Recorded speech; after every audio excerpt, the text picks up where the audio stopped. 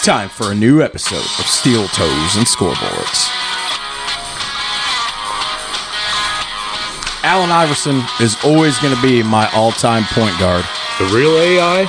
Practice. We're talking about practice, not the game. His contributions to professional baseball cannot be denied. You sure about that? Then why is he not in Cooper's Town? Come on, puss. Nope, Hattie, old girl, he takes a backseat to Joe Montana. 2 years now we've been doing this bullshit. I can't believe podcast hasn't thrown us off the air. Marvin Harrison or Reggie Wayne? Reggie Wayne. Hot take. Taylor versus Serrano, 2022 Fight of the Year, baby. 2 women sold out in Madison Square Garden. Incredible. You're the biggest homer ever. Whoa. You leave my Dodgers, Steelers, and my Penguins out of this. We did a lot of hockey talk last year. I enjoyed that. Well, it's a great sport. Kill a guy with skates. What's better? It's true. All right. One-on-one, full contact, both in their prime. LeBron versus Jordan. Come on, Hattie, old girl. You really think that deserves an answer? Okay, fine. We'll take it. Coming soon on Steel Toes and Scoreboards, a top 25 QB episode. Beto. Nope. Not after that point guard cluster episode. Oh, man. Tyson Fury versus Mike Tyson in their prime. I'm pretty sure somebody named Tyson would win. This Live Golf versus PGA Tour feud has been an incredible news story this year. It's a pissing contest, but it has been funny. That Waco episode did killer numbers on our downloads. See, good thing we cover more than just sports. Have I worked a pro wrestling reference in yet tonight? And here we go, folks. Once again, he gets going. Well, you know. I like wrestling. Leave me the fuck alone. Peyton, Brady, Breeze, and soon-to-be Rodgers all retired. Who's the next crop to stand up and take their place? We've got to start talking more to college hoops. Waiting on you to pull the trigger. Commissioner Kurt Kelly in the house, everybody. I'm here to save the MLB. Anything to say to your fans? Peace, love, and Ozzy Osbourne. Hot take right here. He's the greatest second baseman to ever play the game. You're kidding me, right? You can't be serious. All right, Puss, you ready to get into it? Sure bet, Hattie, old girl. Let's piss some people off. And as he said, we sure do. Guys, a very new episode happening right now.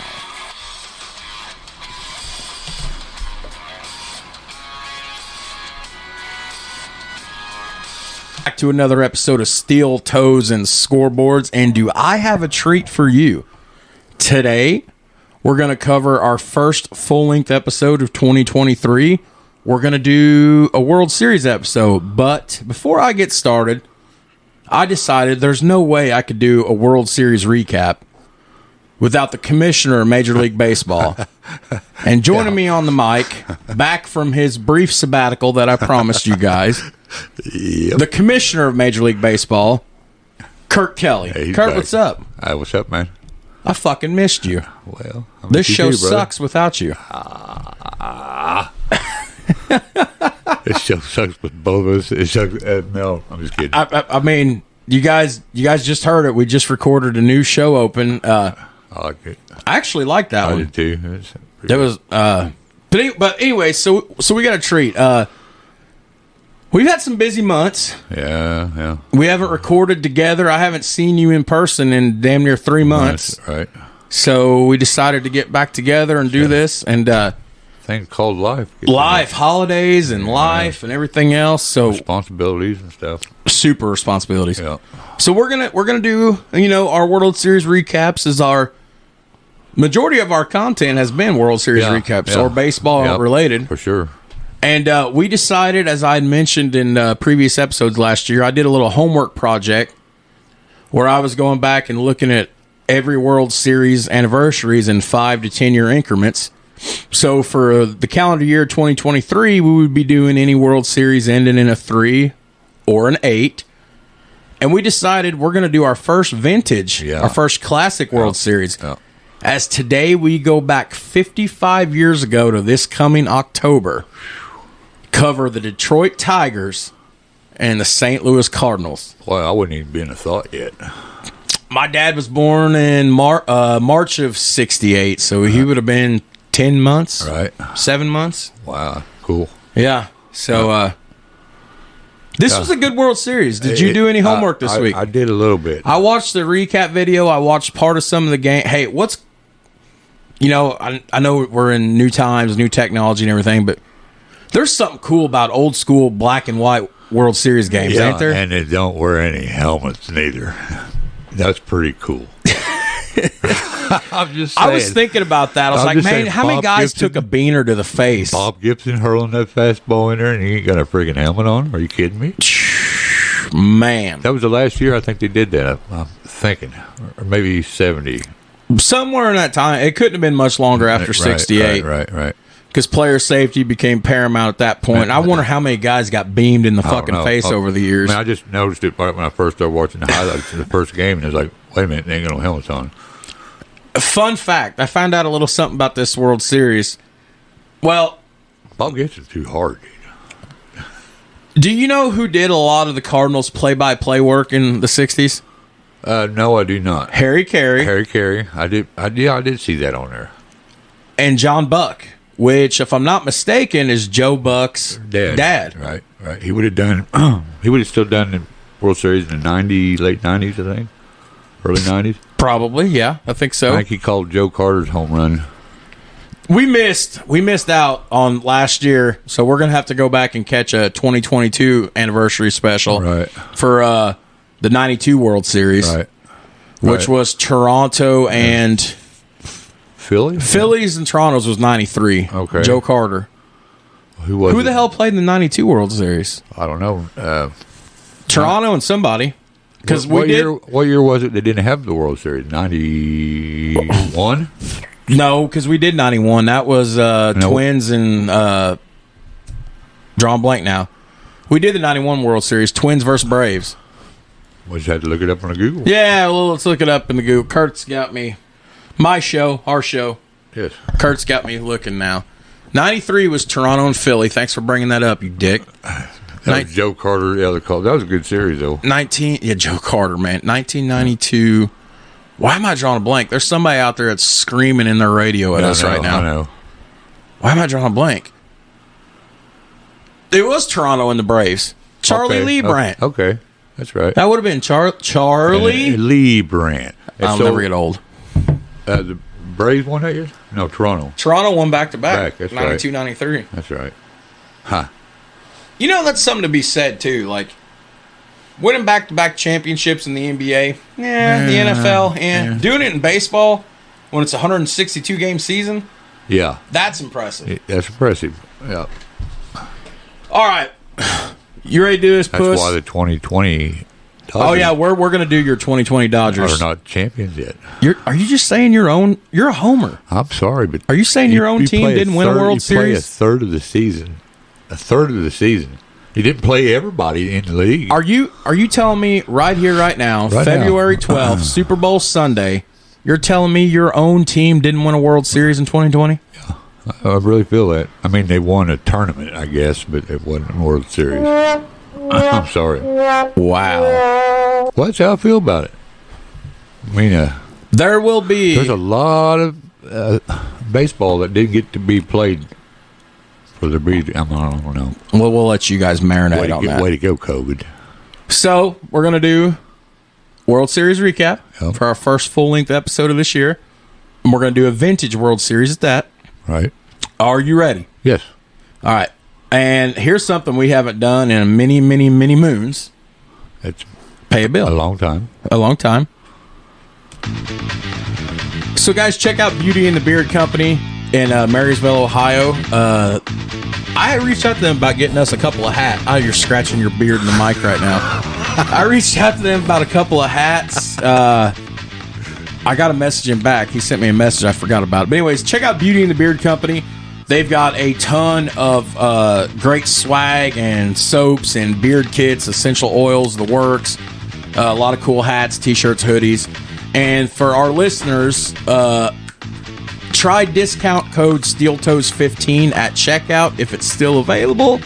You guys get a nice little discount on whatever you purchase. You can find them on Facebook, or in your Google machines. That's Beauty and the Beard Company in Marysville, Ohio. All right. Now I'm hearing in my... Yeah, you scratching that beautiful beard.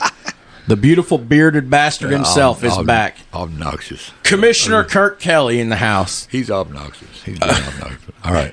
So the 1968 World Series was a 7-game series, and it was the 65th edition of the Fall Classic. That was the 65th one at the time. It featured the AL champion Detroit Tigers and the reigning, defending National League and 1967 World Series champions St. Louis Cardinals. Detroit would win in 7 games to claim their 3rd World Championship and their first since 1945, coming back from a 3-1 game deficit to win 3 straight. That's pretty cool. That's what I didn't see it turn that way. I was thinking St. Louis won that series, but Bob Gibson, holy fuck, will we get into that in a minute.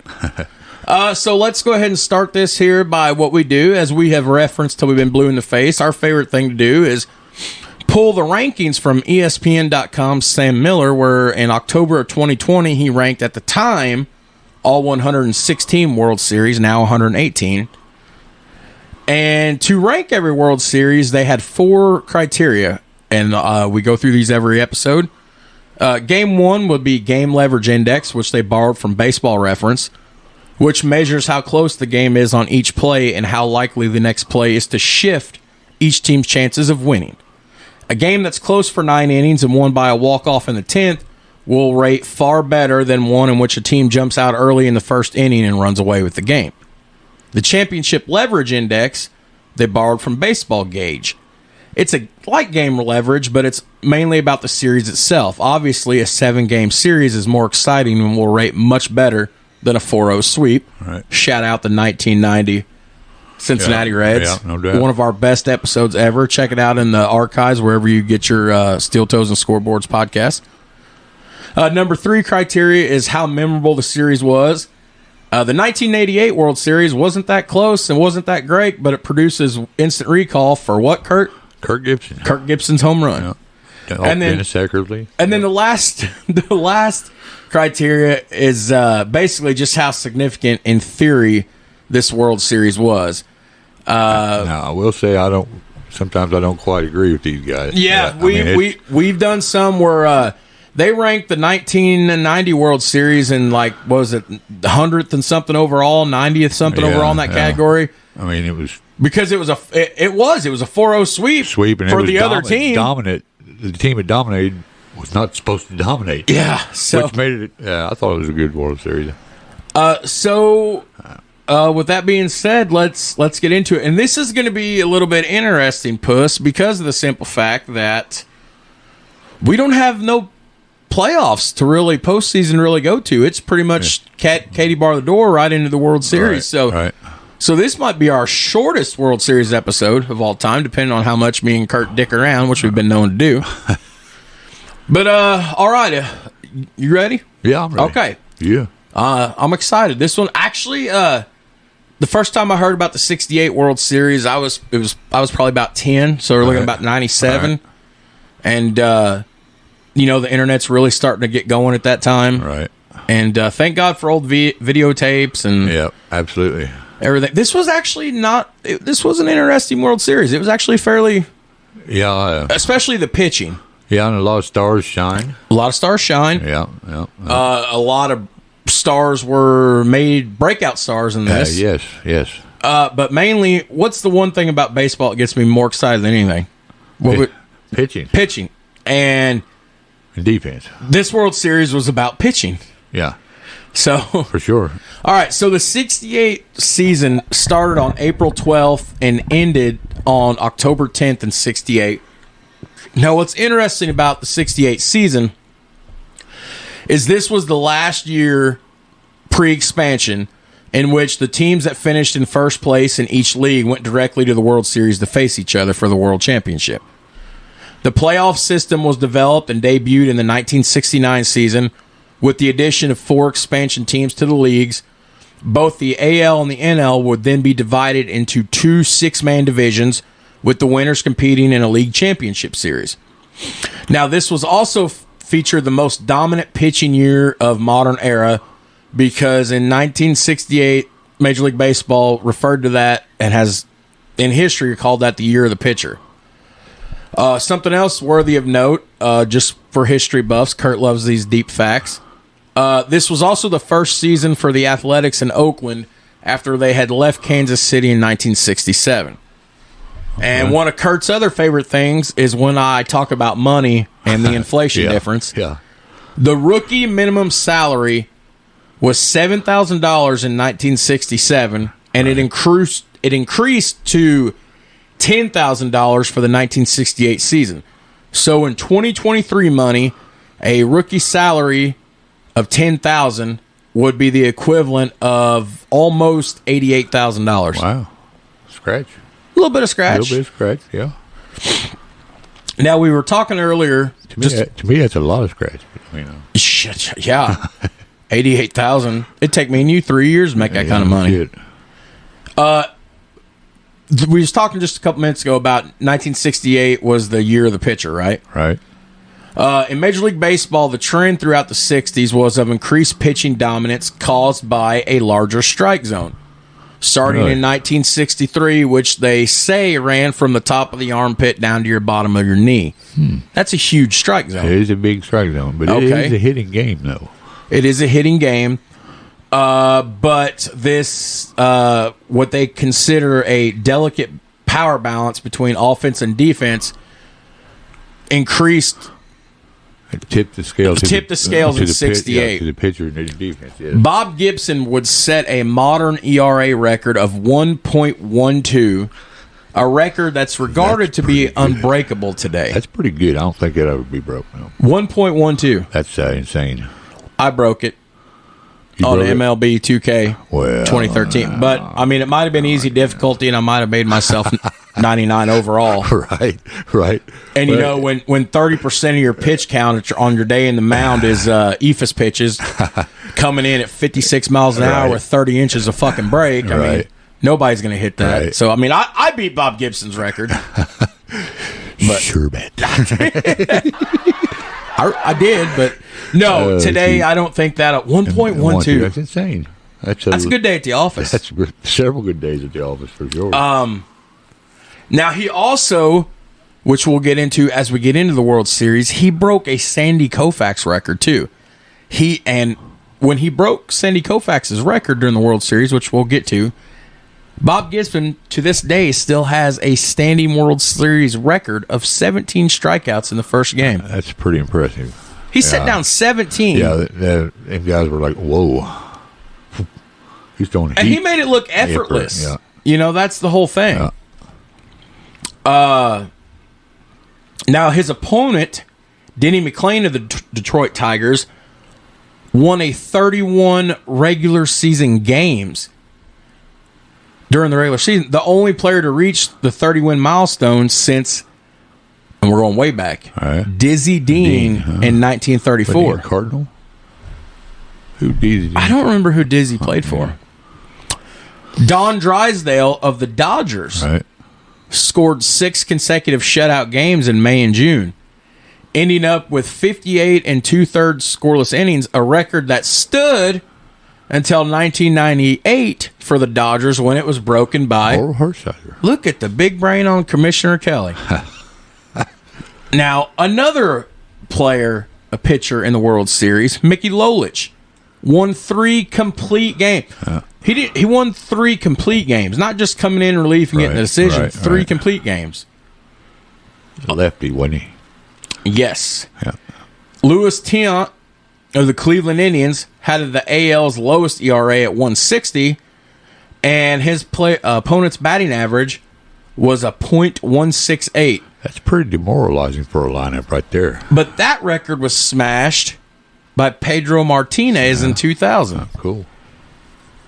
What's interesting here, and we have talked at length about this before, Justin Verlander in 2012, so about 11 years ago. We've talked about this before. Both MVPs for that year were pitchers.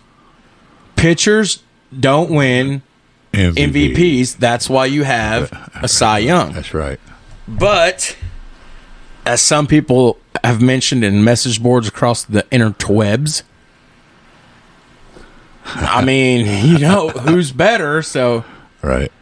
339 shutouts were recorded in 1,619 regular season games for 1968. Offense is down, huh? The Cardinals alone pitched 30 shutouts that year, the most in the majors. The 472 runs allowed by the Cardinals remains the lowest total ever recorded by a major league team in a 162-game season. Well, what's ironic is, as we'll get into, I think a lot of the scores in this World Series were Yes, they were. high-scoring games. Yes. Now. But you are correct. Hitting was down. It's got something to do with the strike zone, I'm sure. Let's see here. What do I got in here?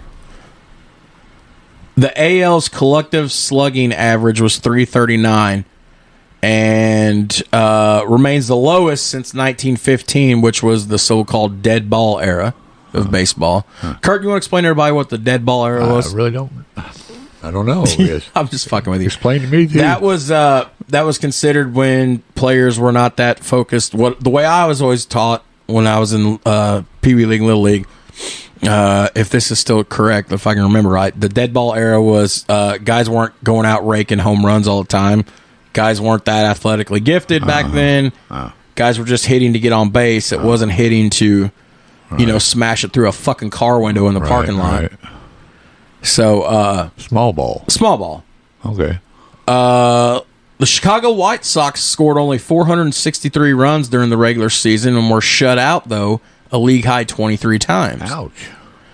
The shutout record was eclipsed. This shutout record was eclipsed in 72 by the Texas Rangers, who were shut out 26 times.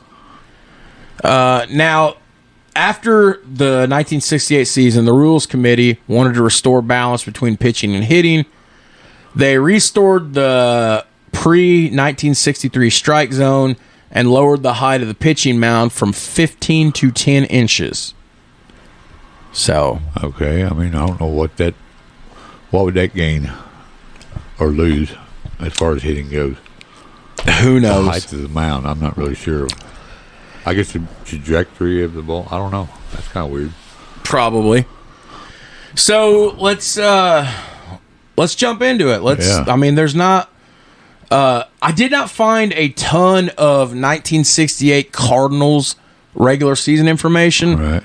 And I gave my own personal opinion on this, I guess because they were Mike Tyson to Detroit Tigers Buster Douglas, and everybody's like, what the fuck are you talking about? 33 years ago yesterday, Douglas knocked Tyson's ass out. Right. And I was talking to Kurt with that before we went on air about that, so that's where I drew that reference from. But I can't find that much about the 68 regular season as far as full-length articles written about it. I guess it was just assumed they were going to go back-to-back and beat the Tigers, and that's... Did they play a full season that year? Yeah. Yeah. Okay. So the 1968 St. Louis Cardinal was the team's 87th season in St. Louis and their 77th season in the National League. As we all know, they spent 10 years in the AL. They went 97-65 during the season. They won their second consecutive pennant by 9 games over the San Francisco Giants. What's interesting of note here is 1968 would be the last time St. Louis would see Major League Baseball's postseason until 1982, which would be a 14-year drought. The 1982, the Harvey Wallbangers. Yeah, Milwaukee Brewers. Which was another one we missed the boat on last year. We'll have to circle back to get it. I'd like to. What is interesting, one thing I found out, by August 1st of 68, they had built a 15-game lead atop the NL. And, yeah. Run away with it. Yeah. Now, NL West? I didn't look at what the divisions were. Yeah, I wonder what the alignments were that. Interesting. Fun fact, Kurt. All right. Following the season, Major League Baseball announced plans to split both the National and American Leagues into East and West divisions starting in 1969 in order to accommodate 2 new franchises to each league. The Cardinals were assigned into the NL East. Originally, the Cardinals were in the NL West. However, the New York Mets, wanting to compensate for the loss of home games against the Los Angeles Dodgers and the San Francisco Giants, desired 3 extra games against the Cardinals, the 2-time defending National League champions. The Cardinals were thus moved to the NL East along with the Cubs, who wished to maintain their long-standing rivalry with St. Louis. The Atlanta Braves and the Cincinnati Reds were shifted to the NL West, despite both being east of St. Louis and Chicago, a configuration that was maintained until 1993 when we again had a realignment. Okay. Now, talking about Bob Gibson again briefly. So, Gibson won the MVP and the Cy Young in 68 with a 1.12 ERA, 22 wins, 268 strikeouts. That's raking. Or you always say raking, as I'd say, that's dealing. That's dealing. From June 2nd to July 30th, so almost 2 months, he only allowed 2 earned runs in 92 innings pitched. For the season, opposing batters had a batting average of 1.84, and their on-base percentage against Bob Gibson was only a 2.33. You don't see that today. No, not at all. He was that dominant. Now, Gibson also won a Gold Glove this year, as did shortstop Dale Maxwell and outfielder Kurt Flood. Kurt Flood? Kurt Flood. Oh. Now, like I said, aside from this, there isn't much information I could pull about the Cardinals. I wonder why that is. I just couldn't. I mean, I was in my Google machine for everything, and I'm just striking out, and I could just think they were suspected to win. They didn't win. So it was like... But now I did find a shitload of stuff about Detroit, and we are going to move to Detroit in just a second here. This is going to be our quickest World Series ever. All right, guys, so check out Black Rifle Coffee Company. This is Kurt and I love anything that's veteran-owned, and although they've started to really grow in stature and sales and everything, it's still at the heart of it is a veteran-owned company. They've got, check them out on Facebook, check them out on their .coms, anywhere. They got cool swag for men and women, awesome coffee, tremendous energy drinks. I drink the shit out of their espresso energy drinks. There's a little something for everybody. Check out Black Rifle Coffee Company. They are nice enough. They sent us a free 4-pack of their drinks about a year ago because I was talking about them on the podcast, or I'd message them. Not like we got enough pull. We're not Joe Rogan or nothing. But still. So check out Black Rifle Coffee Company, guys. Kurt's thinking you could have saved me one of those energy drinks. He don't drink energy drinks. All right, Puss. So the 68 Tigers finished the regular season with a record of 103-59 in their 68th season in existence. Damn. 68 would see them get their 8th pennant, though. That was their 8th pennant in club history. I mean, 90 wins usually is like, oh, that's a good season. But that's what me and you've always set the measuring stick by. You get 100 wins in a season, even though it's 162 games. You get 100 wins in a season. That's pretty good. That's pretty good baseball. Now, what's interesting, as the same as it was for St. Louis, pitching for Detroit is what set them apart from other teams in the league. Denny McLain had a remarkable season in 68. He went 31-6 with a 1.96 ERA. Won the Cy Young, was an All-Star, won the AL Most Valuable Player. You'll never see anybody win 30 games again, will you? No. Not with the way pitching is today. Talk about MLB 2K again. Yeah. I had to push to be able to start 30 games in a season. That's the way it is now, yeah. Because of the way the management is and the computer. Like, I had to push. Like, I started 31 games. I didn't win 31 games. Right. But that's crazy to think about. The baseball back then, guys were built different. Yeah, well, think about it even further back than that. Guys used to pitch 9 innings. I mean, it wasn't that for the one pitcher to pitch the whole game, no matter what the score was. Yeah, that's the thing. That's crazy. Yeah. That's an error in baseball. We'll never see another 30-game winner. No. You'll get 20s, but you won't ever see anybody get out of the 20s. I'll be surprised. I mean, you'd have to go 30-0, wouldn't you? Pretty much. Damn near. I mean, All right. Yeah. Oops. Yeah, hey. Now, McClain also won Game 6 of the World Series. Now, what's interesting about Denny McClain is he's the only pitcher since 1934 to win 30 games in a season. Now, he was at his best from what I can find in the research. He was doing his best stuff in 68. He pitched 336 innings during the regular season. That's just crazy, isn't it? I can just see the look on your face right now. You're like, well, I mean, you compare back and forth to, present day, and then back then, that's just insane. Nolan Ryan, and for those out there that don't believe me, get in your Google machine. I'm pretty sure Nolan Ryan has got the record set in the 70s for most innings pitched in a season. Maybe not. So, or maybe it's strikeouts. Nolan Ryan's got one of them. With 372, it's either innings or strike. You know what? Yeah, Nolan Ryan, though. You know what? We're going to... Yep, Google it. Yeah, we're going to Google machine this, guys. When in doubt. Most innings pitched in the MLB regular season. According to Wikipedia, the most innings pitched in a live ball season was Wilbur Wood's 376 to the power of 2-3 innings in 1972. Power of idiot. 376 to third 70. So Nolan Ryan's got the strikeouts then with 372 improved. Most strikeouts in an MLB regular season. Matt Kilroy. What the fuck? According to some information I found on baseball-reference.com.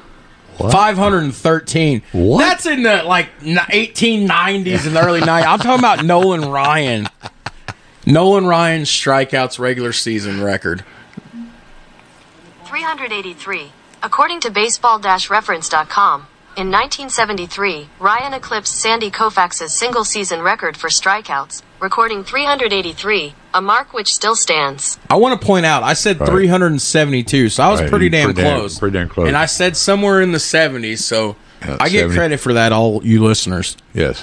I love baseball. Yeah, I do too.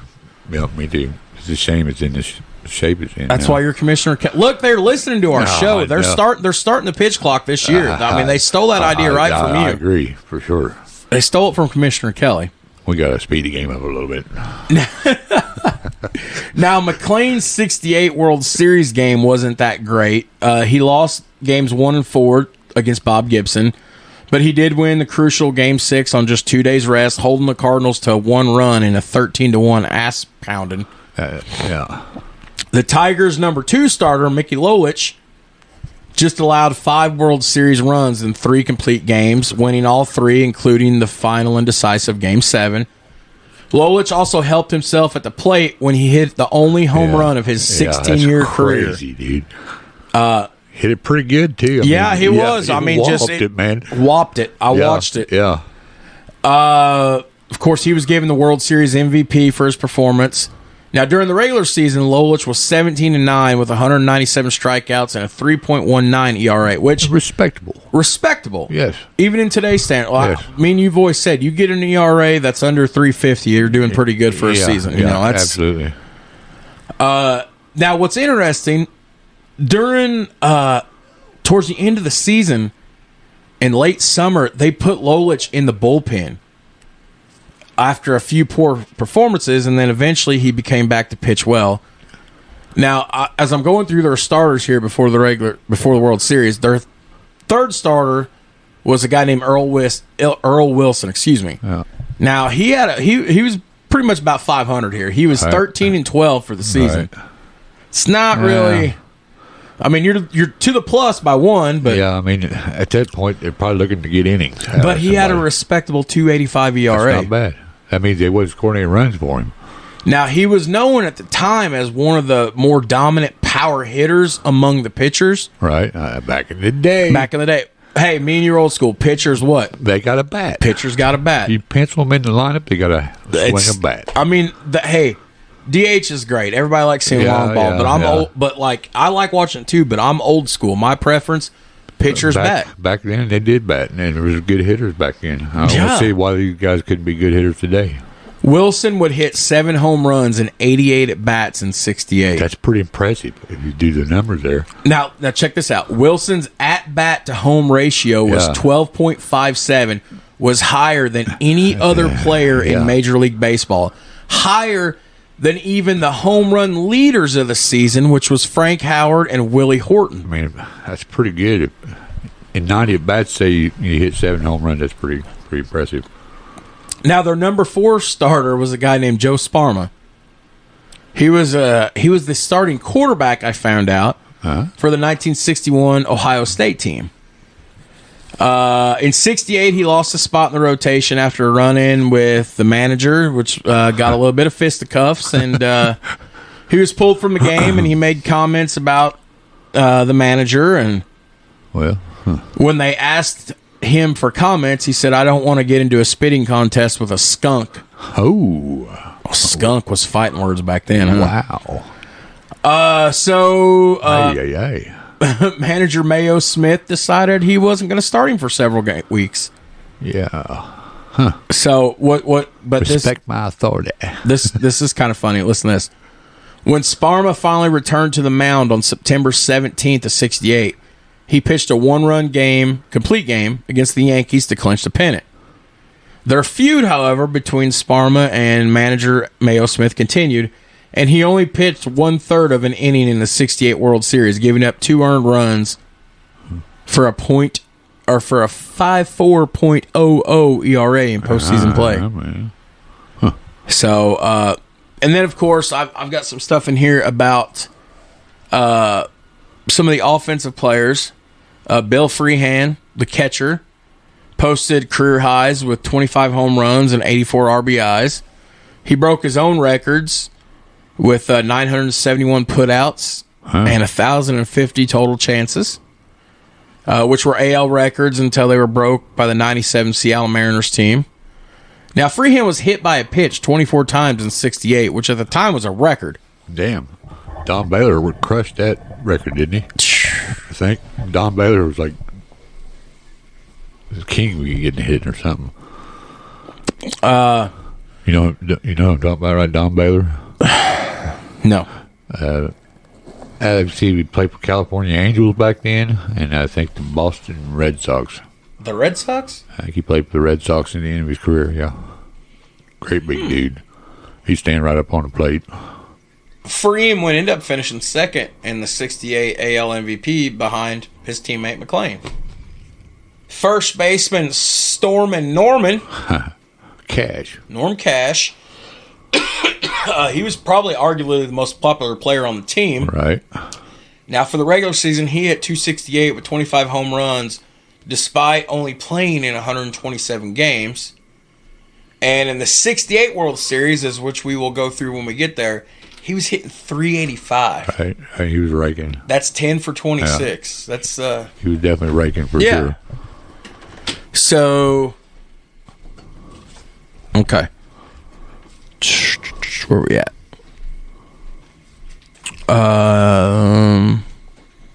Shortstop. Ray. Is that Euler? Ray Aller. How's it spelled? Like that? Hey, if we mispronunciation. I would call it Euler myself. Well, anyway, shortstop Ray. Right, Euler. 21 singles. And for career low batting average 1 point. So they didn't have all hot bats. I mean, that position there usually back then was mostly defense, wasn't it? A lot of it, yeah. I mean, the shortstop didn't hit much back in. Left fielder Willie Horton. All right. Led the way among outfielders in 68. 36 home runs, 278 bases, 5.43 slugging percentage. Second in the AL behind only Frank Howard.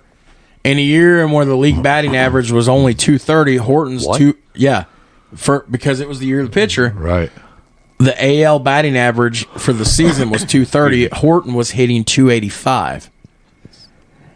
He finished fourth in the MVP voting. In the World Series, he batted .304.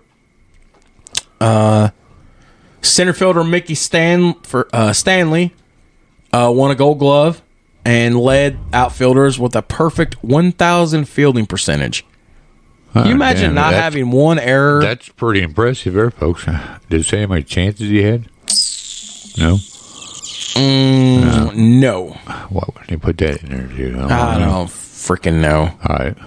That's all right. That's still pretty impressive. I don't care if it was 100 chances. Yeah. I mean, prior to 1968, Stanley had been mostly used as a backup, but an injury to Alkaline expanded his playing time as Jim Northrup moved to right field. There was something in here I seen. Oh, the manager just moved a bunch of players around. Check this out. Manager Mayo Smith made one of the most talked about managerial moves in baseball history, moving Mickey Stanley to shortstop for the last 9 games of the regular season and all 7 games of the World Series. The move also allowed Smith to play both Alkaline and Northrup in the outfield position. Stanley had not played the shortstop position prior to 68, but was a talented athlete with a gold glove. Though Stanley made 2 errors in the World Series, neither error led to a scoring run.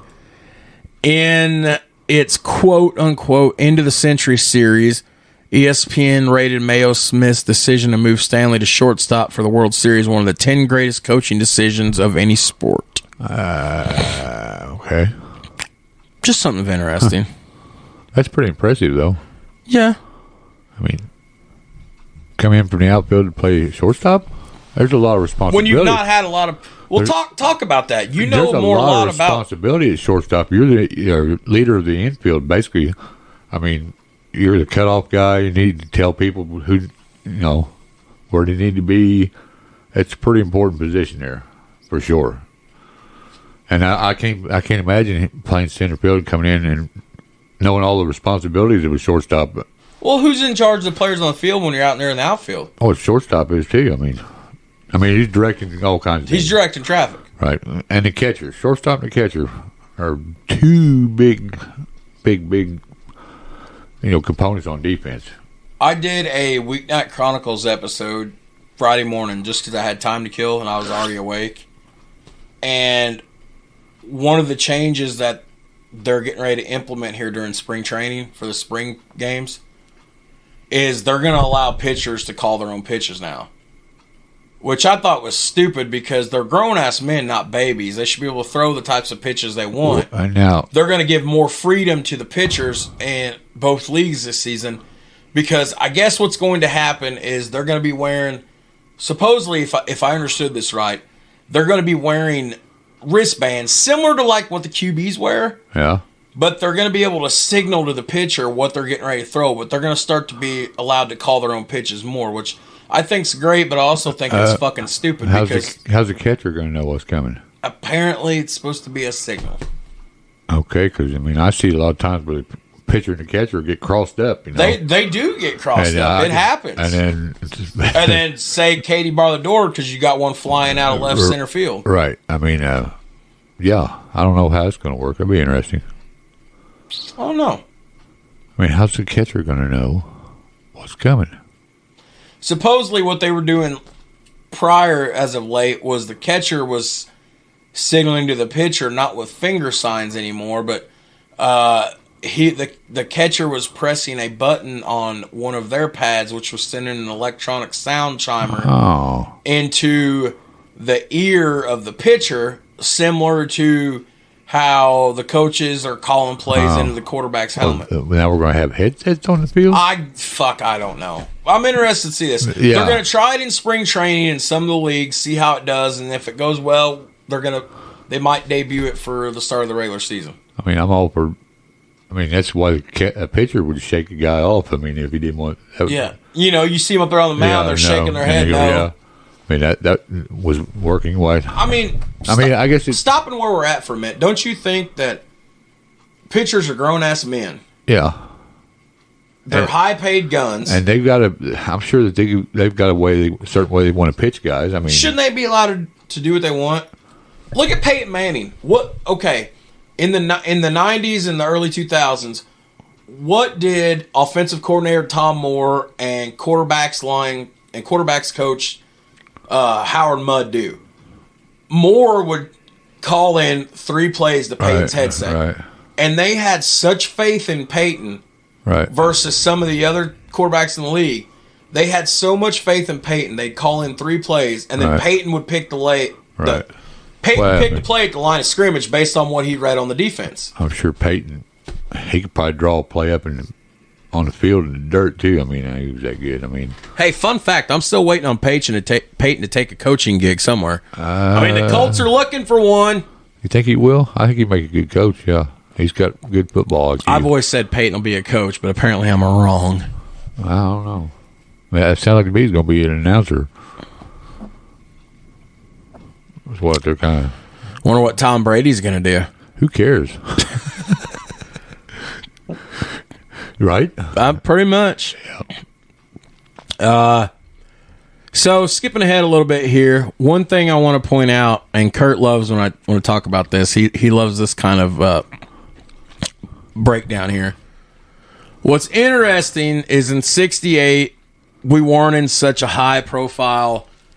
Free agents come into town and leave. Hired gun, give them a lot of money. They come in, get you championship. They go on to the next town.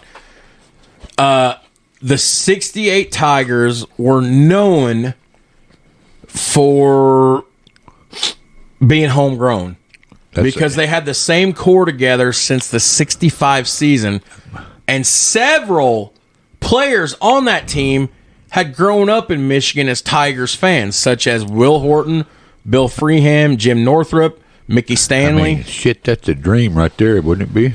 To play for your home, win a world championship for your hometown? Yes, and I like the fact that they kept a core group of players together for as long as they did. That's why they won a championship, probably, Might be. Yep. You got to fill time. I got to grab my cup. Oh, I didn't pause the recorder. You just got to fill time. Okay, and he's back, folks. Oh, and he's down, folks. And he's back up, folks. He dropped the mic. Down goes. Hey, it's almost like I predicted that was going to happen because I muted my mic before I left. I mean, I did notice that. That's pretty impressive right there. Intuition. Well, I muted the mic just in anticipation of what could happen. Way to anticipate. You got to anticipate. I had a coach that would say it all the time in basketball. You got to anticipate. I don't know much about Kurt Kelly, the high school hoops player. I know all about the Southern Indiana baseball standout. Well, let's just say there's a reason you were standout in baseball, not basketball. Well, no, I mean, you see me shoot around. I could get her done. This motherfucker can. Well, I mean, that's another story for another day. I couldn't hit my sack with my own. Never mind. I wasn't tall enough. I was too heavy. Good job. All right, so let's. And as I said, this might be the shortest World Series episode we've done. You want to get meat and taters? Let's get the meat and taters. Because this is a short World Series. It's 68. There's no postseason. All right. Meat and taters time. Kurt says pay a bill before we do meat and taters. So let's plug our favorite affordable guitars that everybody loves. Right. Guys, check out Glary Guitars. Check them out at glarymusic.com. Glary is spelled G-L-A-R-R-Y. Very, very reasonable and affordable instruments. Mandolins, bass guitars, violins or fiddles, for y'all that like to say fiddle, acoustic guitars, electric guitars. I bought 2 of them 2 years ago, $80 a piece. Bought one for my buddy, and Kurt played it.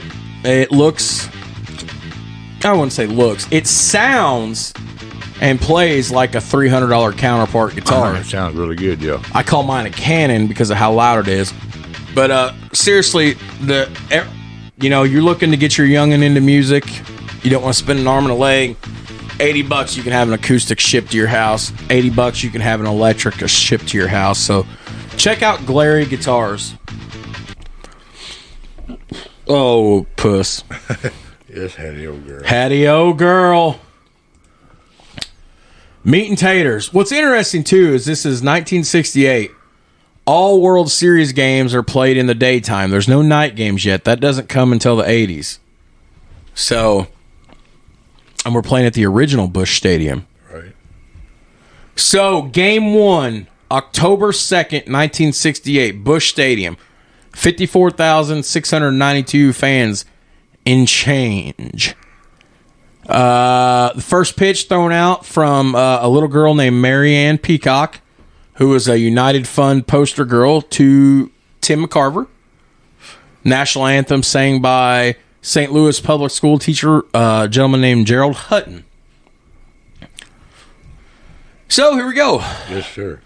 The Tigers started game one by setting a team record with 103 victories on the season, period in their first World Series in 23 years. We've already talked about that. Why did I put that shit in there? The team batting average was .235, fourth best in the league. They only stole 26 bases on the year. The Cardinals stole 110 bases, led the NL with 48 triples, had a team batting average of 249, hit 73 home runs. The pitching was even. So here we go. So game one on the mound, Bob Gibson, 22-9, 1.12 ERA.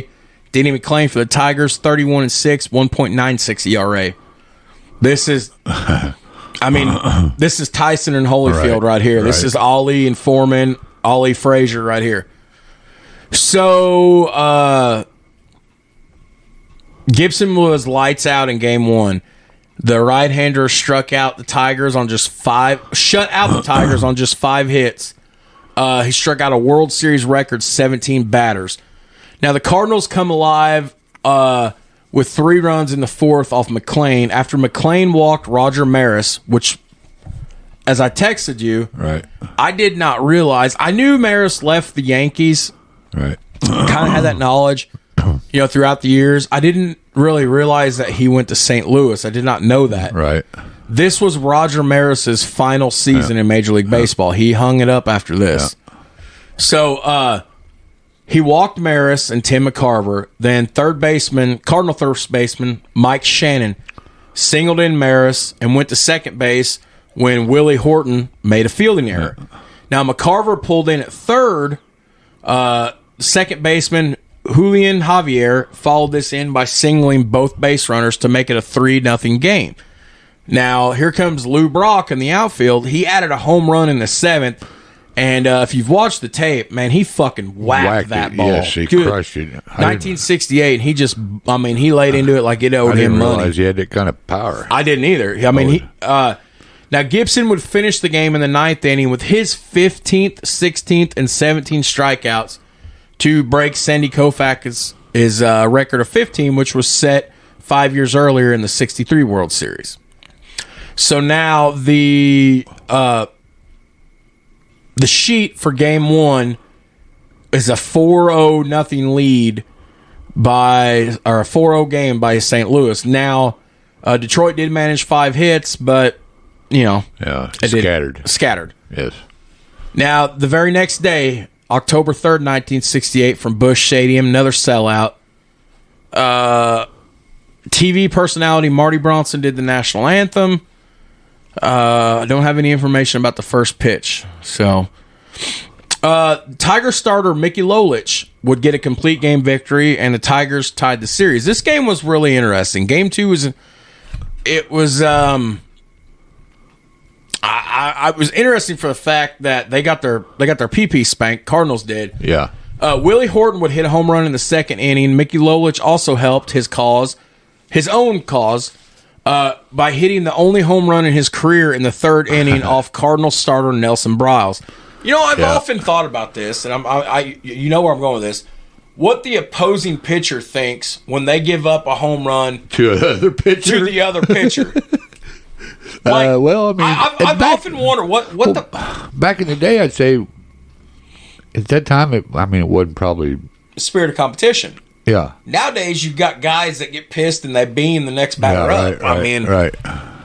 I don't know. Yeah. But I'm sure the clubhouse, to be the pitcher, the clubhouse was raising him up a little bit. To be the pitcher and you give up a home run to the opposing pitcher. Yeah, who never hit one ever. No, because Nelson Briles is looking at this like, here comes an easy strikeout. I'm just going to throw it in there and make sure I throw it in there for a strike. The Tigers would break the game open in the 6th inning, though, when first baseman Norm Cash led off with another home run, and second baseman Dick McCluffy later provided a 2-run single. Cardinals first baseman, one of Kurt's favorite players, Orlando Cepeda, gave St. Louis a run with an RBI single in the 6th, but that was all they scored. Now, Al Kaline scored in the 7th inning when Jim Northrup hit into a double play, and the Tigers scored the final 2 runs in the 9th inning with the bases loaded walks to Don Wirt and Mickey Lolich. Bases loaded walks. Yeah, boy. And that happened a couple of times in this World Series. Right. No good, man. Talk about, I immediately think piss poor execution by your pitcher. Yeah. You know, I mean, to give up a walk's one thing. To give it up when the bases are loaded and then you get a free run. And with the strike zone being expanded that year. Yeah, that's from your armpit to your knee. Yeah. That's a good... It sounds like lack of execution to me, especially with the strike zone being that big. It's crazy. In this case here. Yeah. So the box score for Game 2 ends up like this. It's a 8-1 win by Detroit. Detroit had 13 hits to the Cardinals' 6th. Both team committed errors in this game. So now we're going to take 2 days off, and we're gonna head to Detroit, Michigan. Motor City Madness. The Motor City. So October 5th, 1968, from Tiger Stadium with an estimated 53,634 people. A little bit smaller than what was in St. Louis. In the first of 3 at Tiger Stadium, Al Kaline started the scoring with a 2-run homer in the 3rd inning. But the Cardinals would come back in the 5th inning on an RBI double by Mr. Kurt Flood off of Earl Wilson. Now, after Earl Wilson would put another batter on base, catcher Tim McCarver launched. And if you watch the clips, you can find the film clips of the 68 World Series. It's the highlight video. McCarver fucking bombed one. 3-run home run off of relief pitcher Pat Dobson. Now, the Tigers would cut the deficit to just 1 run on a home run by Dick McCluffy. But Orlando Cepeda put the game out of reach in the 7th by smacking a 3-run home run. Cardinals reliever Joe Horner entered the game in the 6th in relief of Ray Washburn and earned a save. Now, Horner would also collect a single batting in the 8th inning and become the first major leaguer to ever get a hit in the World Series after going hitless for the entire season.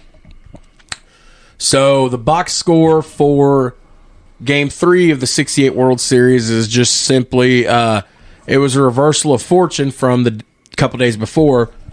St. Louis would win 7-3, where they would manage 13 hits as Detroit would only smack the ball 4 times.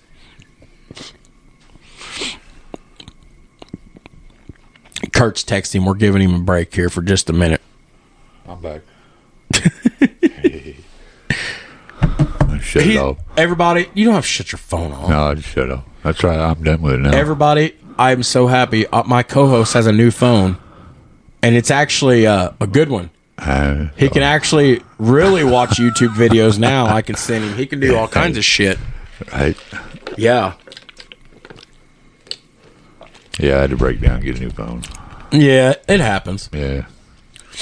Game 4, the next day, October 6th of 68. We're still in Tiger Stadium. National anthem sang by Marvin Gaye. Ooh, let's get it on. As I sit here rubbing my nipples, and Kurt's like, what the fuck, bro? Hello. No first pitch information for you, unfortunately.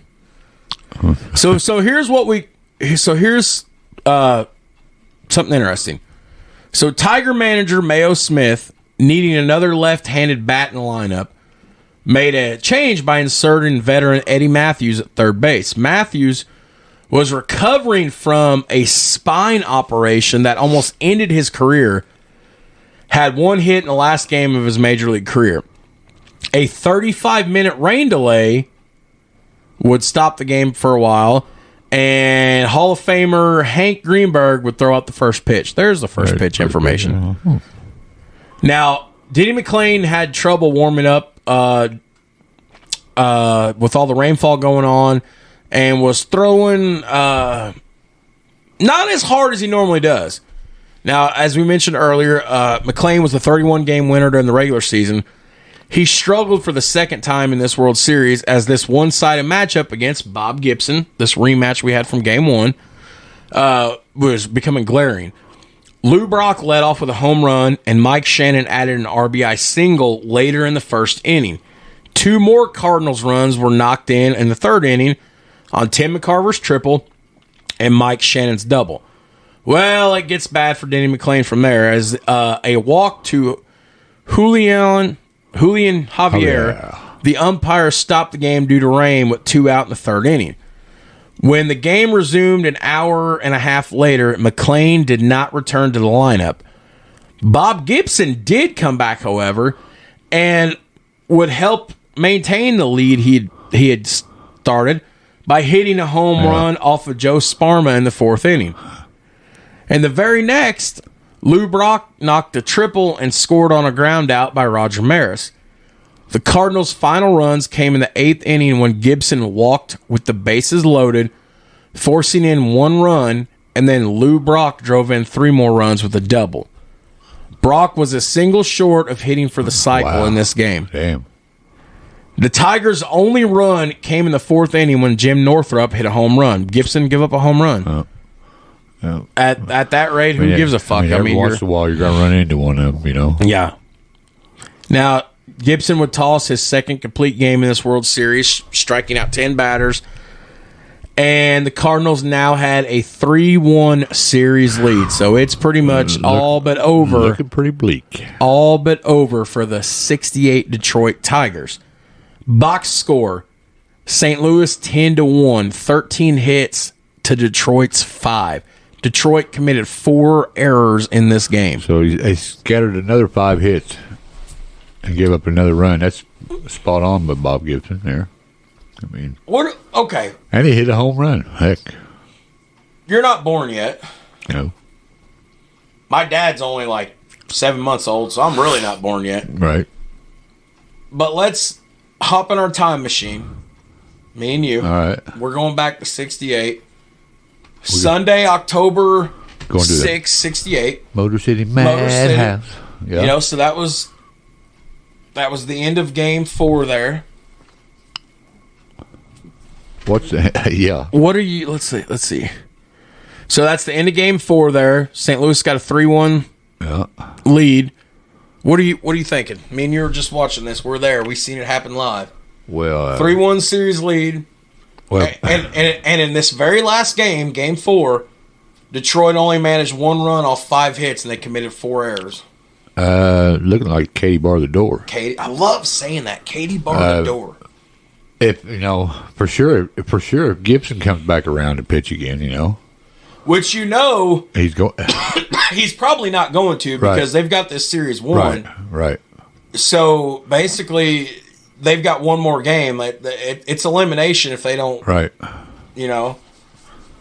mean, yeah, maybe they can win and tie it up. But if Bob Gibson comes back to pitch again, it's over for sure. Right. Way it's been going. Well, we just have to see here.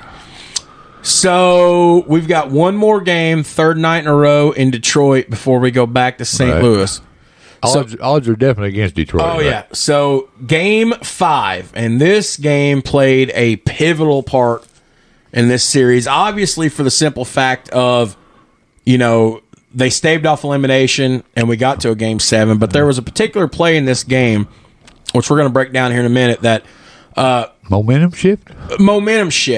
And momentum shift in a Don Dinkinger 1985 Cardinals Royals way. Right. Not so much that there was, bad calls, but it was just that sort of momentum changer. I know which play you're going to be talking about the call at the plate, right? Yeah. Yeah, okay, yeah, we'll get to that. So we're at Tiger Stadium, another sellout. Goose Goslin, not Goose Gossage. Right. Goose Goslin threw out the first pitcher. We have a very nice Hispanic gentleman, and I'm not even going to try to pronounce his last name, who did the national anthem. His first name is Jose. Jose. I miss Jose. Feliciano? Philosophical? I don't know. Yeah. We just call him Jose. Jose. Hey, you tell Jose tomorrow I miss Jose. I will, man. My friend. I drove by his house yesterday. I almost wanted to stop. Jose Dubon. One Jose. He said, "You very good friend to me." He said, "You eat so much, buddy." I said, "You eat too, you little fat fucker." "Ah, no." He rubbed his belly. "I lazy today. Have big lunch." Jose, since I don't work with Kurt anymore, Jose is our good friend from work. Yeah. He's El Salvadorian, and he's probably one of the 5 or 6 most down-to-earth, genuine, honest people I've ever met in my life. He's a good friend of mine. I miss you, Jose. You tell Jose tomorrow I miss him. Jose you miss him. Okay. Very much. Very much. Yeah. Kurt told me earlier tonight, he said, Jose asks about you all the time. Yes. All right, here we go. So the pivotal Game 5. World Series on the line. Win or go home. Right. The Tigers went to their Game 2 winner, Mickey Lolich, as their pitcher. Lolich's first inning in this game did not look good, as he allowed an RBI single to Kurt Flood and a 2-run home run to, even though this guy was playing before Kurt was born, Kurt grew up to be a fan of Orlando Cepeda, as am I. Yes. Cepeda had a 2-run blast. Right. Okay. But Lolich, jitters, right, got it settled down, and then he would retire 8 Cardinal batters with strikeouts, allowing no more runs. Tigers first baseman Norm Cash. Here we go. I need to get a drink. I'm excited because we're getting ready. We're getting ready to approach the pivotal moment that changed. Right. Had this moment not happened, it's over. I think. Yeah, I mean, if it didn't end on this night, it would have ended right.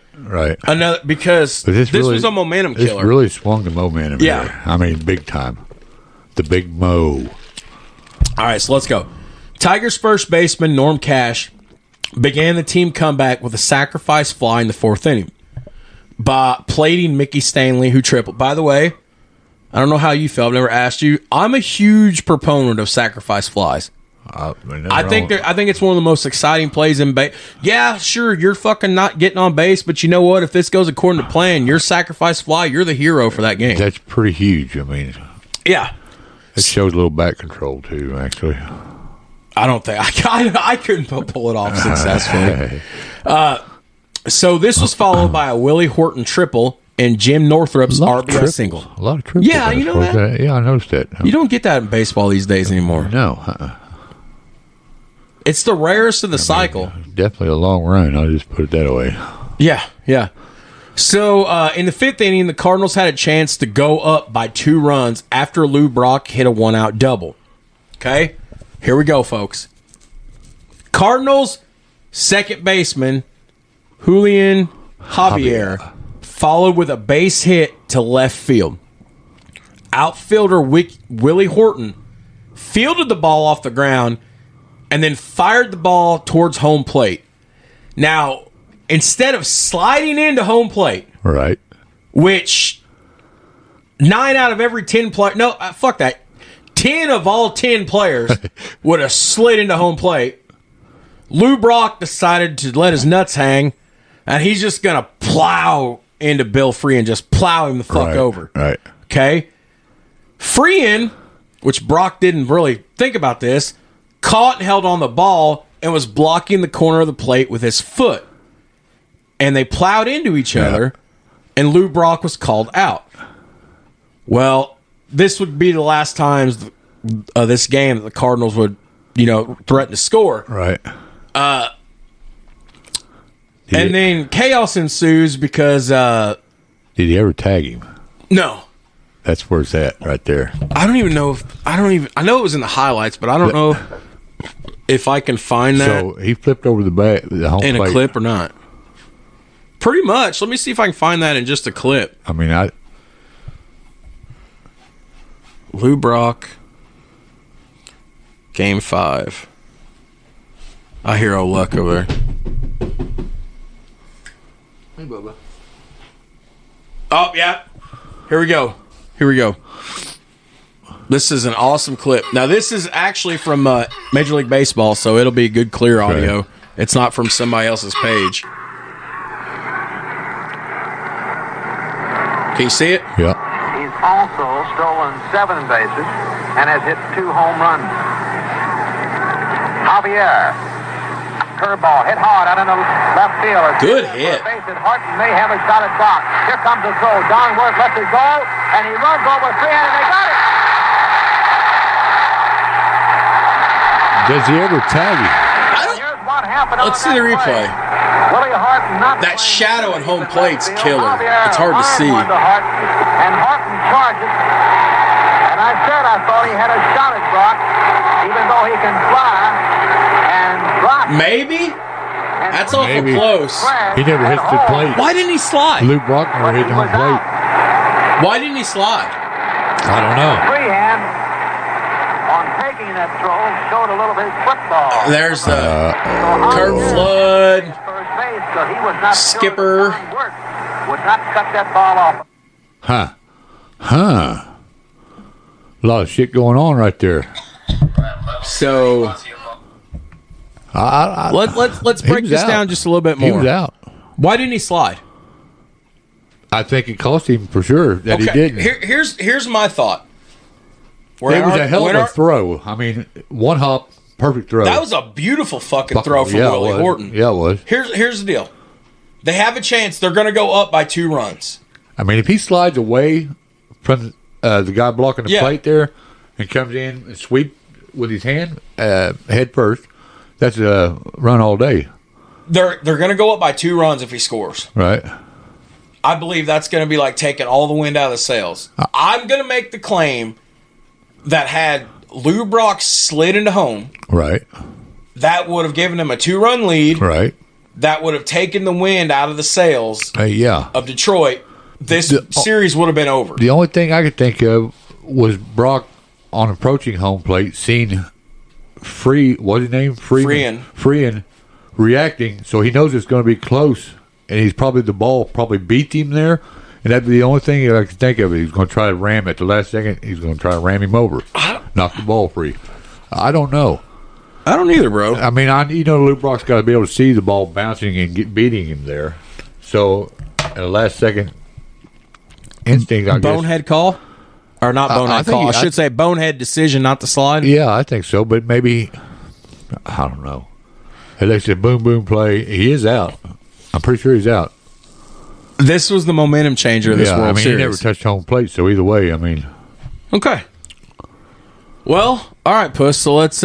Cardinals starting pitcher Nelson Briles would be taken out of the game in the 7th inning with 1 runner on base and was replaced by reliever Joe Horner. After Horner loaded up the bases, the Tigers began a game-winning rally with Al Kaline hitting a 2-run single to give his team a 4-3 lead. Norm Cash would then bang in an insurance run with a single. Now,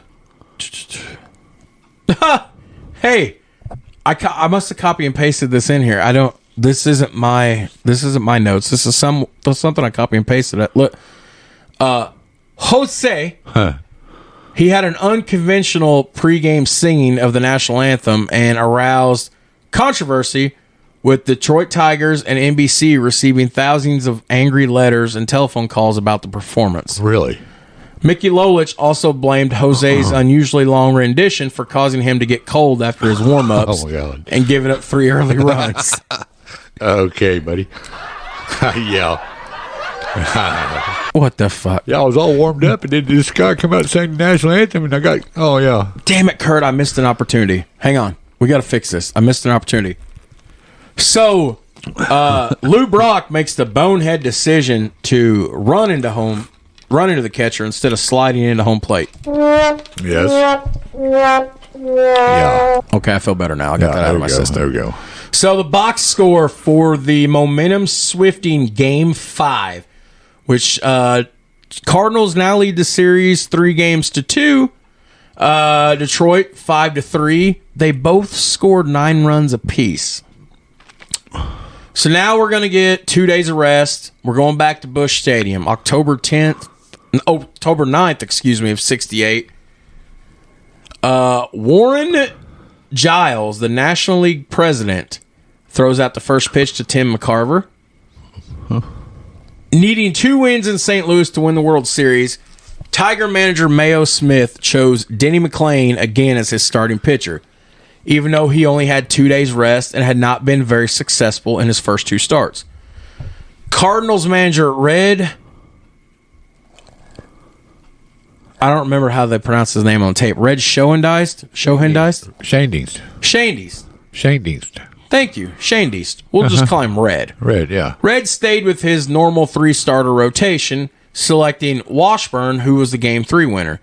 The choice of McLain paid off for the Tigers as he pitched a complete game in a 13-1 PP spanking. I love saying that. You know it's bad when I say got your PP spanked. I use that a lot on the show. Oh, shit. Now, I've only literally got one paragraph about this because this was just brutal. The Tigers went up 2-0 in the second inning on RBIs by Willie Horton and Bill Freehan. In the third, the Tigers sent 15 batters to the plate, shit. Scoring 10 runs off 3 Cardinals pitchers. 10-run rule. Good night. It's a mercy killing. It's a mercy. Jim Northrup's grand slam highlighted the inning. Al Kaline added a home run in the 5th. The Cardinals' lone run came off an RBI single by Julian Javier with 2 outs in the bottom of the 9th, but that was all they could do against McLain.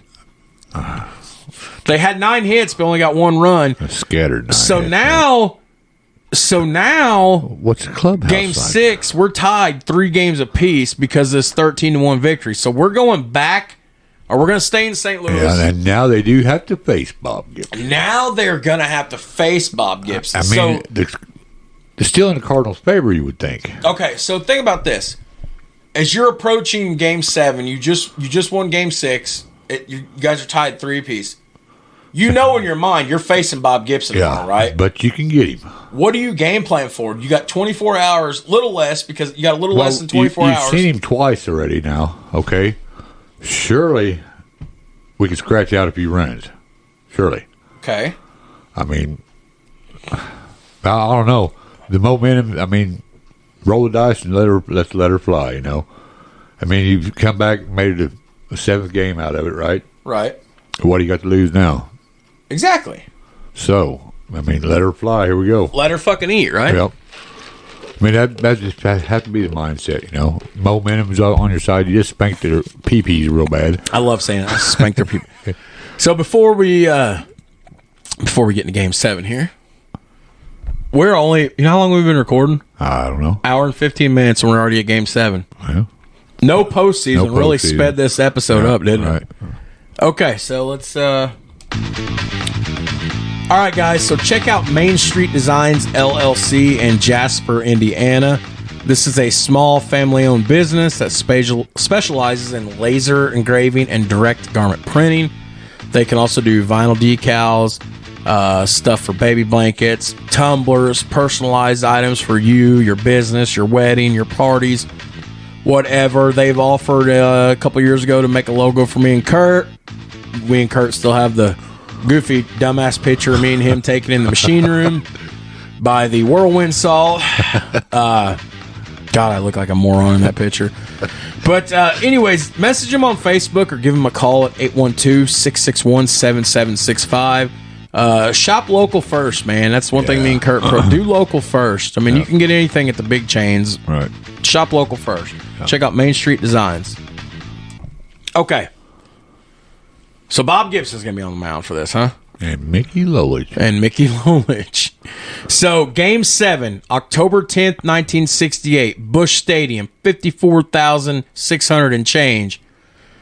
Will Eckert, the commissioner of Major League Baseball, throws out the first pitch to Tim McCarver.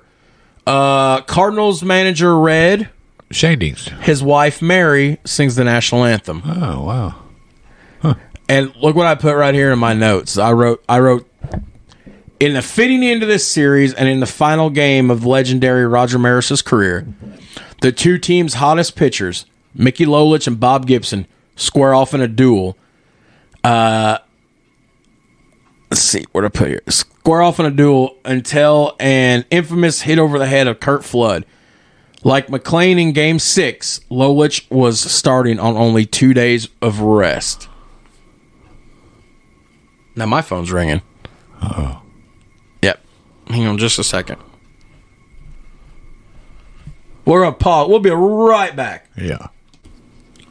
All right, we're back. It's Super Bowl Sunday, everybody. Had to finalize some Super Bowl plans there. So, Lolich against Gibson. Now, these two traded back and forth, shot for shot, for the first 6 innings. But in the top of the 7th, Gibson gave a 2-out single to Norm Cash and Willie Horton. Jim Northrup then hit a hard smash to deep center. And Curt Flood, who won numerous Gold Glove awards in his career, misplayed it. He misplayed it and briefly started in on the ball before turning around to go back. The ball one-hopped the warning track, 2 runs scored, and Northrup ended up at third for a triple, and Lolich had all the runs he needed. Flood has long since been criticized by people who believe he would have caught the ball had his first steps been back instead of in. As an outfielder, a rule of thumb is your first step is always back. Generally, yes. I mean, that's the ball, where you should be. The ball was hit right at him, and that's the hardest ball as an outfielder to judge is when it's hit directly at you as far as gauging and distance. But your first step should always be back. Yep. Now, as I said, Flood has been criticized by people throughout history because they said he would have caught the ball had his first steps been back instead of in. Yep. Northrup has long since been said, quote, Flood slipped a little, but the ball was 40 feet over his head. He never had a fucking chance to catch it. However, teammate Denny McClain claimed in his 75 autobiography that Flood blew the call. Orlando Cepeda, in his 1998 autobiography, asserts that Flood would have caught the ball had he not misjudged it. Well, in October 29th, 1968 issue of the Sporting News, both Flood and Cardinals manager Red Shandy indicated they would have expected the normally sure-handed outfielder to catch such a ball. By starting in, Flood had to both reverse direction and regain his acceleration. He then slipped on the grass before recovering his speed, and by that time, the ball was done past him. And let's not forget who was pitching. Bob Gibson's throwing it right past people. I'm sure as a fielder, a lot of times you get comfortable and your feet get a little bit into the concrete, you know what I mean?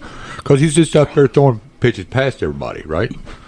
Pretty much, yeah. You got to figure that into it. Maybe it could have been something like that. But yeah, had he stepped back... Right, he would have had that ball, I think. Because I don't know why the fuck you go forward. Well, like I say, the hardest ball to judge is when it's hit directly at you. 100%. So, Bill Freehan then doubled in Jim Northrup, and in the top of the 9th, Don Wirt hit an RBI single. The Cardinals got a run in the 9th on a Mike Shannon home run, but that was all as Lolich pitched his 3rd complete game. The final out of the series was recorded when Bill Freehan caught a pop-up foul off Tim McCarver. Gibson struck out 8 in the losing cause, giving him a record 35 strikeouts by one pitcher in the World Series, but Lolich was named World Series MVP. Now, this is the last World Series to date to feature a complete game from both starting pitchers. Cardinals shortstop Del Maxwell went hitless in 22 World Series at-bats. Ouch. A record. Ouch. So, I'm going to play the call like we usually do here in just a second. So, the final box score for Game 7 was 4-1 Detroit. Detroit out-hit them 8-5. And, actually, let's play the call, and then we'll go the box score for the entire World Series, and then we'll start breaking down stats. So, here's the World Series call. Shout out to Major League Baseball. We're ripping off your shit like we always do. McCarver pops up. Here's Freehan. Detroit's the new world champion. And look at Freehan picking up Lolich. And there is a scene that has been repeated many times in World Series history. It's a happy bunch of Tigers. They have beaten the Cardinals 4-1, and they have replaced them as the champions of baseball. And they made some comeback. They were trailing 3 games to 1. They were behind 3 runs in the first inning of Game 5. They came back to win. They walked in here and murdered the Cardinals yesterday. They win again today, and 28-year-old Mickey Lolich now has joined Christy Mathewson, Jack Coombs, Babe Adams, Stan Kovaleski, Harry Burkeen, Lou Burdett, and Bob Gibson as pitchers who have won 3 games and lost none in the World Series. And Lolich did it with 2 days rest and beat Bob Gibson to do it. Impressive. Yeah. Yeah, that definitely, I think that play changed the series outcome. All right, so you like this, huh? Yeah, definitely. Okay. So the 68 World Series, Detroit wins over St. Louis 4-3. Okay. Box score. Runs scored, Detroit 34, Cardinals 27. Hits. Detroit Tigers 56, Cardinals 61. Errors. Detroit Tigers 11 errors. Wow. St. Louis Cardinals just 2. Wow, and Detroit wins the series. Detroit wins the I mean, series. figure if you make 11 errors in this In a series. that's would spell disaster. So now I have both the pitching and hitting World Series statistics for each team because you usually like to fire me off questions. Let's look at the hitting statistics for the 68 Cardinals. Lou Brock was on fire. We'll get to him. Okay. Let's look at the Tigers first. Okay. Norm Cash was hitting 385, 26 for 10 or 10 for 26, 385. He only hit 1 home run. Al Kaline was hitting 379. That was 11 for 29. Willie Horton was hitting 304, 7 for 23. Eddie Matthews. No, not Eddie Matthews. He didn't do that much. Let's look at the pitchers here. Mickey Lolich was hitting 250. McClain didn't bat. So there's your now Freehan, the catcher. Yeah. He was hitting 0.83. That is is 2 out of 24. He made a big play to plate though. He had a very cold, anemic bat Yes. during the World Series. Now let's look at the Cardinals hitting statistics. Lou Brock was hitting 464. You were right. 464. Oh, that was 464. That's 13 for 28. That's not bad. No. 2 home runs. Yeah. Lou Brock was raking. Lou Brock was raking. For yeah. sure. Julian Javier was hitting 333. That's 9 for 27. Roger Maris, in his final season as a player, hitting 158. Hitting 158. That is 3 for 19. Not good. No. But it was his last year. Tim McCarver was hitting 333. He hit pretty, yeah. Yeah, that's 9 for 27. Mike Shannon was hitting 276. Kurt Flood, did he do? Let's see, where's Kurt Flood? Kurt was only hitting 286. That is 8 out of 28. And our boy Orlando Cepeda. See, average 250, 7 out of 28. So those are the big ones. All right, let's look at pitching. Because that's what gives. I get pitch. What's my joke? I get a pitch and chubby. That's what I'll say. Yeah, chubby. I get a pitch and chubby. So a pitch and chubby. So, let's look at the Detroit Tigers. So Mickey Lolich, 27 innings pitched, a 1.67 ERA, 3-0. Denny McClain was 1-2. 16.2 innings pitched, a 3.24 ERA. And I guess them's the only two that's really standing out. I mean, yeah, they did most of the pitching. Let's look at the Cardinals pitching. Nelson Bryles was 0-1. 5.56 ERA. Not good. No. Steve Carlton. Kurt loves Steve Carlton. Oh, yeah. Steve Carlton was, he played in 2 games, had a 6.75 ERA. Yeah, Not you got good. right. Yeah, I got beat up pretty good. So I guess really the only one to talk about is Bob Gibson. Yeah. 2-1, 27 innings pitched, 35 strikeouts, only gave up 18 hits, only gave up 5 earned runs, 1.67 World Series ERA. Pretty good. I mean, pretty good.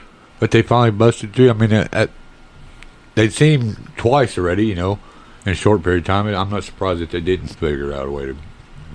So as far as overall statistics team-wise for pitching, the Tigers were 4-3, 62 innings pitched, and a 3.48 ERA with 40 strikeouts and 24 earned runs. Fucking Gibson's about struck out as many as the Tigers did. The whole pitching staff did. The Cardinals were 3-4 with 62 innings pitched and a 4.65 ERA with 59 strikeouts and 32 earned runs. Mel Gibson had 35 of them, didn't he? Mm-hmm. So 68's often been called the year of the pitcher. Danny McClain of the Tigers had 31 games. We've talked about this, blah, blah, blah, blah, blah. But as I said, did you know that the only home run hit in his career, Mickey Lolich, was in Game 2 of the World Series? It's crazy. During the 63 World Series, Sandy Koufax recorded a record 15 strikeouts. In Game 1, Gibson had struck out 13 batters through 7 innings and would eventually break the record. That's see. insane. Yeah. He can throw hard, I know that. Just a little bit of clips I've watched of him. So, what else we got? Anything of utter importance? Oh, yes, our rankings. Yeah. Well, here's the deal. I'm a little disappointed. With the write-up for the World Series rankings on this one. It's pretty anticlimactic. ESPN would rank this 34th overall as the 34th greatest World Series of all time. 34th overall. Now, as far as series leverage and game leverage, they rank this as the 80th greatest World Series as far as, the metrics that we talked about. Right. And as far as the games being close or not close, at the time, this was ranked 115th, which would have been second worst all time. But overall, for everything pulling together, it's top 35 World Series, 34th overall. And all they simply put in their paragraph write-up, in games 1 and 4, Gibson threw complete victories, striking out 27 while allowing 1 run. In games 2 and 5, Mickey Lolich threw complete game victories. In game 7, one of them was going to become the 12th pitcher ever to win 3 World Series games. Lolich outdueled Gibson, and the Tigers won. In 50 years since then, only one pitcher has won 3 in a series, Randy Johnson. Whose third win came in relief. The big unit. So, we're going to start to kind of tie this at 1 hour and 31 minutes exactly. All right. Well, our shortest World Series recap ever. No postseason. Let's do a little bit of word association, all Kurt. Right. Yeah. I mean, it's been a long time. Let me get a drink here. Right. It's been a long time since we've done this. And feel free to ask me any after I ask you. You don't have to. Okay. Bob Gibson. Flamethrower. He can throw hard. Mickey Lolich. Overachieved. Both pitchers getting regular season MVP awards. 1968 St. Louis Cardinals. Decent, yeah, for sure. 1968 Detroit Tigers. Cardiac kids, man. Come back. pitcher getting World Series MVP. I don't like it. Okay. Well, I don't know. I guess it's all right. I don't know. The Game 5 Lou Brock call at the plate. Good call. Good call. What about the decision itself to not slide? Costly. Costly, yes. That's what I was going to say. Costly. We're looking at a whole different World Series. If he slides away from the ball, he's safe. If he slides, they go up 2 runs. This game ends right there. I agree. Whole different World Series. Yeah. Okay. The 1968 World Series. Decent World Series. Good World Series. The 2020 article with 116 World Series at the time, 118 now, ranking this one 34th overall out of 116. I could have went higher than that, I think. Higher or lower? Lower, I mean. It could have been better ranked, if I say it right. Okay. It was a good World Series, really. Yeah, I think it was. Our first vintage World Series, our first anniversary series we've ever done. It's the first time we've actually really done an. Well, I'll take it back. We did one anniversary World Series in October. We did the Cardinals and the or the Marlins and the Indians in '97. Right. We did that back in October, actually on time. Right. So now, have you noticed anymore? 55 years back. Anymore, I never get the list out to see what episodes we're going to do. Anymore, it's just like, I think we'll do this. Which there's over 100 episodes on that list of paper. Right. Yeah, I know. So now we got to figure out what we're going to talk about in our next feature-length episode. And I keep thinking about this. I don't know how long the episode will be. As long as we get at least an hour minimum out of every episode, I'm happy. Right. Most of the time we run 2 to 3 and a half hours. Right. I keep thinking about this. 33 years ago last night. I'm down. 30, for those of you that don't remember what I said earlier. I'm down to do something about that. 33 years ago yesterday was the number one upset in, I won't say all sports history, but I'll say in combat sports history. Yeah. 33 years ago yesterday, Buster Douglas knocked Mike Tyson the fuck out. Yeah. And lots of people in Vegas lost lots of money. I'd say we did. We could. I'm trying to think about in my head how we'd format that. I guess we could go about Tyson's dominance and the obscurity that Douglas was in before the fight, and how everything changed. Yeah, the build up to the fight, the actual fight. Douglas is not going to go down as the greatest fighter of all time. I can't even tell you who he lost the title to.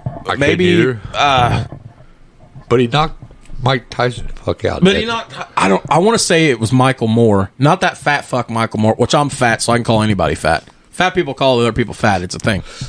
Kurt's over here laughing. I think it was Michael Moore that took the belt off of Douglas. Don't quote me on that. I'm not sure. You know what? Google. One more time. Why not? We've been using the Google machine. Who beat Buster Douglas for the world title? I thought it was Michael Moore. According to MarshallBot.com, no, maybe not. He went on to win 4 more consecutive fights after the debut, which included 3 wins via stoppage. Douglas had his first world title fight at the age of 27 on... It's okay. We're going to look. No, it was fucking Holyfield. I thought it was Moore. I didn't know it was Evander. Huh. And then the Holyfield. He reigned as champion for 8 months until he was defeated by Holyfield in his only title offense. What a career is that? You knock out Mike Tyson, and then you get knocked out by Evander Holyfield. That's a pretty good career, I guess.